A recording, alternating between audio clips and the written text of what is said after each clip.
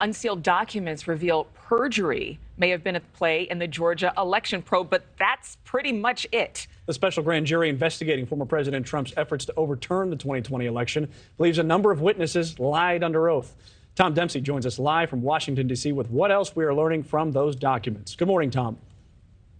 Hey, good morning, Mitch. Yeah, this morning, the big questions turn to who exactly could be charged with lying under oath and what other charges could come down in this investigation. We know former President Donald Trump will not be charged with perjury, and that's because he never testified under oath in this case. But the whole case is based out of Fulton County, Georgia, and it revolves around the investigation into the fallout from the 2020 presidential election and efforts to overturn former President Trump's loss in the state. The grand jury heard from 75 witnesses total over a period of 7 months, looking into things like phone calls Trump and others made to lawmakers and election officers after voting ended, including one where Trump allegedly suggested to the Georgia Secretary of State to find votes needed to overturn the result. The grand jury also looked into unproven claims of widespread election fraud.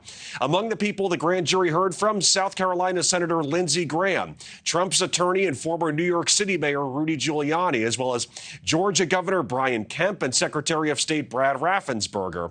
In a post on Truth Social, Trump thanked the grand jury, writing, quote, "total exoneration," before going on to say, quote, "President Trump did absolutely nothing wrong. The president participated in 2 perfect phone calls regarding election integrity in Georgia, which he is entitled to do." He also said no one ever hung up or objected to any of his phone calls. Now, important to note, aside from the perjury charges that could be coming down in this, the grand jury said no evidence showed any significant voter fraud across Georgia.